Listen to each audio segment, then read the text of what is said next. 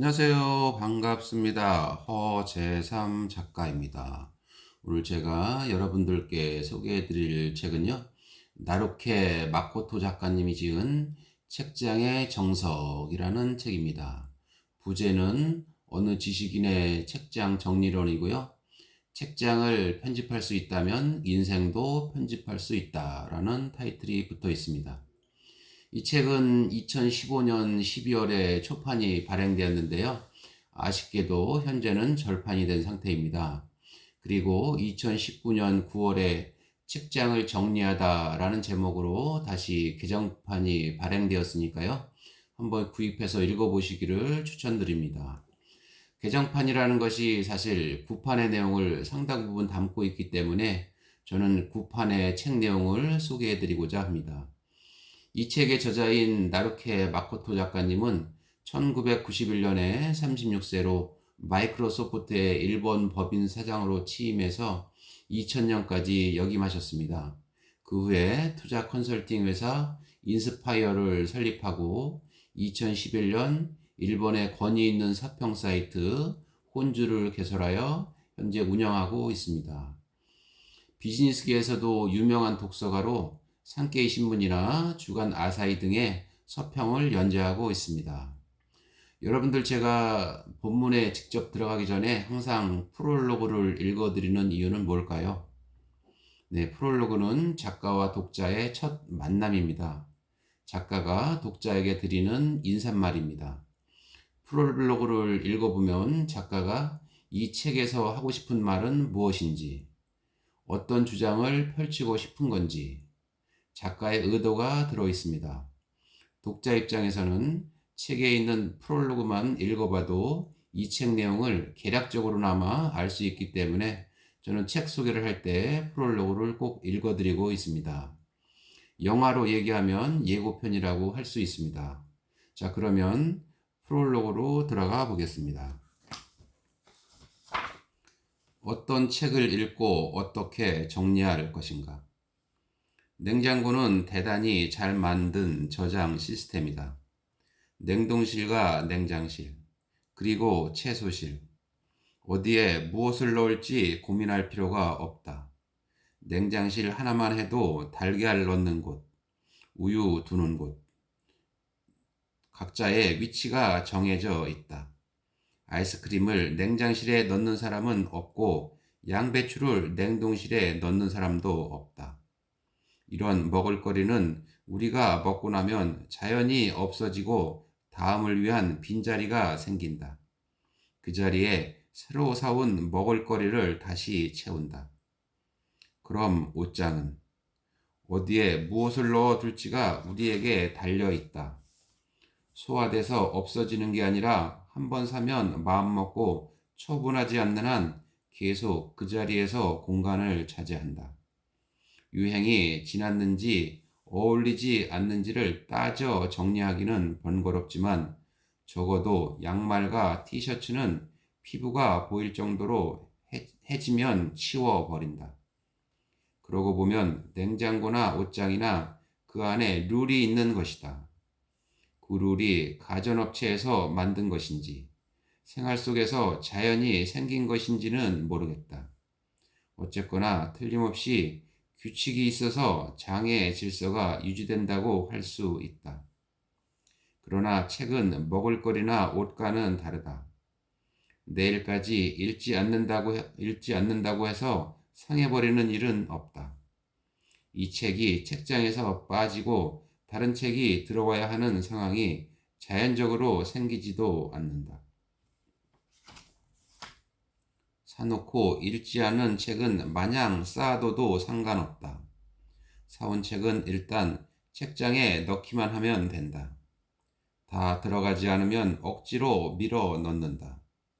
그러다 공간이 없어지면 놓을 데도 없으면서 새 책장 사들일 생각을 하기 시작한다. 이것은 악순환을 낳는다.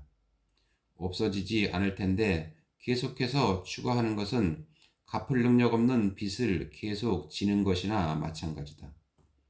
그게 책이라고 점점 쌓여가도 멋지다고 착각하지만 한 발 물러서서 생각하면 책을 쌓아놓기만 해봐야 지키지 못할 약속을 거듭하는 셈이다. 그래도 독서 좀 한다는 사람은 새로운 책을 만나면 읽고 싶고 사고 싶기 마련.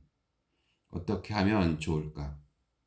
오랫동안 독서를 인생 최대의 즐거움으로 삼아온 내게 읽은 책을 어떻게 할지는 늘 고민거리였다. 따로 치워둘까? 버릴까? 팔까? 치운다면 어떤 방식으로 치울까? 책장에 꽂을까? 상자에 넣을까? 아니면 차라리 사설 도서관이라도 열까? 이리저리 생각하는 동안 읽은 책을 모두 책장에 넣기는 무리라는 지극히 당연한 답에 도달했다. 동시에 읽은 책을 모두 버리거나 파는 것도 정답이 아님을 알았다.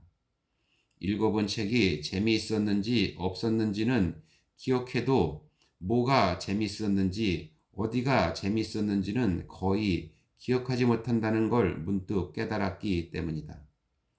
한번 읽었다고 전부 버릴 수는 없다. 언젠가는 예전에 읽은 재미있는 책을 다시 한번 읽고 싶은 날이 온다. 이 모순을 어떻게 해결할까 계속 고민하다가 하나의 결론을 얻었다. 바로 재미있는 책만 꽂아두는 책장을 꾸리는 것이다.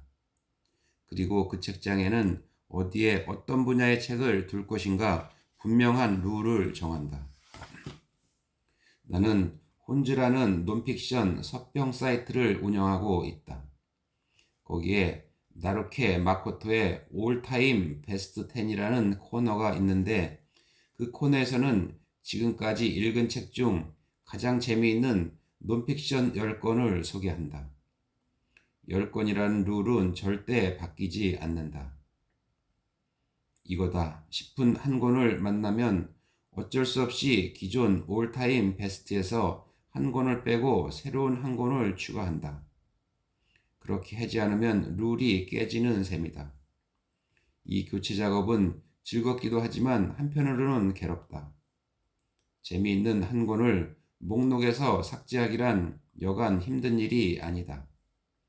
만약 독서가 취미인 사람이 아니었다면 내게 이런 고민은 필요 없었을 것이다. 읽고 난 책은 주저없이 버릴 수 있을 테고 그 전에 집에 새 책이 점점 늘어가는 일도 없었을 테니 말이다. 하지만 나는 책을 좋아한다. 관리하지 않으면 그저 늘어가는 책 속에서 살아갈 운명으로 태어난 것 같다. 그렇다면 그 운명을 받아들이고 또 늘어가는 책에 치이지 않게 조절하는 기술을 갖출 필요가 있다. 사람은 빵을 위해서뿐만 아니라 책을 위해서 살기도 하니까. 그래서 생각해낸 것이 책장의 룰이다. 언젠가부터 책이라면 뭐든지 집에 둔다. 독서가의 책장은 계속 늘어나는 게 당연하다. 내용을 아는 책도 갖고 있어야 한다는 고정관념을 버리고 책장을 관리하기 시작했다. 이것은 다시 말하면 나 자신을 관리하는 것이기도 하다. 재미없는 책은 읽지 않게 됐고 곁에 두지 않게 됐다. 읽을 거면 재미있는 책만 읽고 책장에 꽂을 때도 재미있는 책으로 제한한다. 그렇게 하니 자연히 책장이 정리되고 놀랍게도 머릿속까지 정리됐다. 독서를 즐김과 동시에 한층 성장한 것이다. 성장한 내게 맞게 책장은 다시 바뀐다. 그 영향을 받아 나 자신도 변화한다. 이렇게 바람직한 순환이 계속 일어난다. 이 책에서는 여기에 다다른 내 책장의 룰을 가능한 한 많은 사람이 두고두고 적용할 수 있도록 안내하려 한다.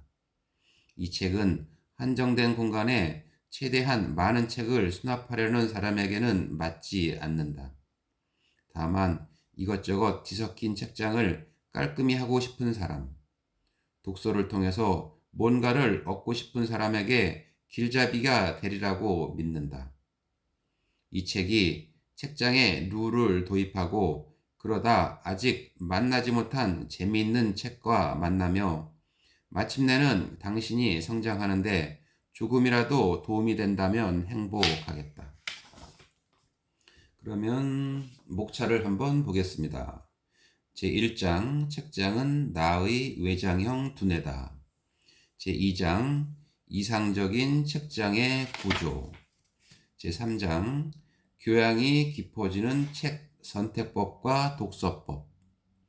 부록 웹에서 호평받는 서평 쓰는 법. 네, 그럼 본격적으로 한번 본문으로 들어가 보겠습니다. 제1장 책장은 나의 외장형 두뇌다. 성장을 위해 남겨두는 책장의 여유. 나는 책을 적어도 1년에 200권은 읽는다. 서평 사이트 혼주를 운영하면서 독서량이 늘었는데 그 전에도 1년에 100권은 읽었다. 이렇게 살다 보니 책장이 문제다. 마음 가는 대로 책을 사면 책장은 금방 가득 찬다. 그렇다고 책장 걱정에 책 사는 양을 줄이는 것은 어리석은 행동이다. 마음에 드는 책은 전부 사야 한다. 좋아하는 분야의 새로운 정보, 흥미로운 업계의 최첨단 지식, 텔레비전에서 보고 재미있었던 최신 과학에 대해서 읽어갈수록 어제까지는 몰랐던 사실을 알 수 있다. 책을 많이 읽는 사람은 평범한 사람과는 다르다. 내가 만난 뛰어난 경영자나 창조적인 사람은 하나같이 모두 책을 많이 읽는다. 나는 한때 읽은 책 전부를 집에 보관했다. 책장은 책으로 넘치고 흘러넘친 책을 마루에 쌓아놔서 걸려 넘어지는 지경에 이르렀다. 그렇게 생활에 지장이 생길 정도지만 어쩔 수 없다고 포기하고 살던 시기. 그야말로 본말 전도다. 어느 시점에 이르러서는 책장이 있어 봐야 할 별 의미가 없다는 생각이 들었다. 그때부터 책장을 보는 관점이 바뀌었다. 과연 책장을 어떻게 사용하면 좋을까? 이것저것 시도해 본 결과 얻게 된 내 이상적인 책장의 조언은 이렇다. 보기 편할 것. 20%의 여백이 있을 것. 책 보기가 불편한 책장은 제 기능을 하지 못한다. 꽂아 넣은 책 제목이 보이지 않는다면 책장으로서의 의미가 없다. 보기 편한 것만으로 책장은 힘을 발휘한다. 깔끔하게 꽂힌 책 등 제목을 바라보기만 해도 새로운 발상이 생긴다. 읽지 않고 놔둔 책도 내버려둔 채 쌓여있는 책도 언젠가 읽을 날이 기대된다. 보기 편한 것을 최우선으로 해서 책장에 책을 꽂다 보면 책 이외의 것까지 시야에 들어온다. 바로 현재 내가 무엇에 흥미가 있는지, 어느 정도의 지식이 있는지다. 의식하지 못했던 자신의 머릿속이 눈앞에 드러나 있다. 눈에 보이면 다음에는 이 종류의 힘을 줘봐야지. 이제 이 분야는 읽을 필요가 없겠다 하는 생각이 든다. 그러므로 책장 정리를 목적으로 이 책을 손에 든 사람은 우선 용기와 결단력을 갖고 책장에 둘 책과 뺄 책을 구분하길 바란다. 누구나 책장에 필요 없는 책 몇 권쯤은 갖고 있다. 재미없는 책, 기대에 어긋난 책, 큰맘 먹고 장만해서 차마 못 버린 책까지. 세상은 변하고 나는 성장한다. 그 사이 필요 없는 책은 계속 생길 테고 책장은 달라져야 한다.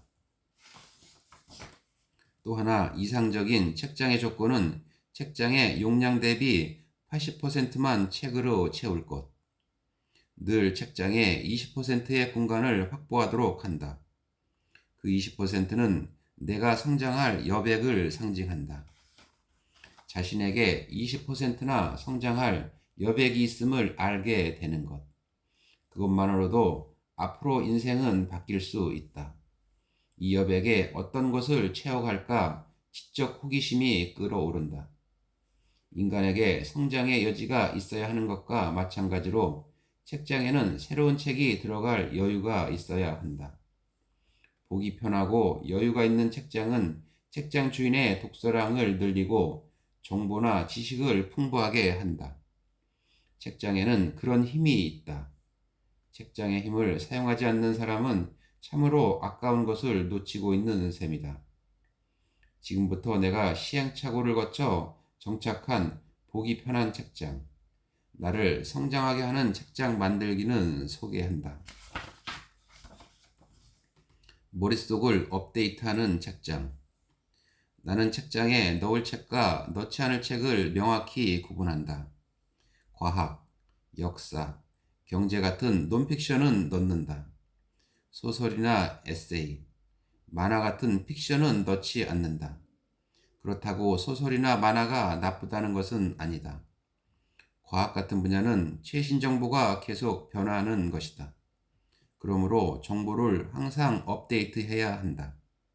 업데이트를 위해서는 자신이 지금 어떤 오래된 책을 갖고 있는지 볼 수 있어야 한다.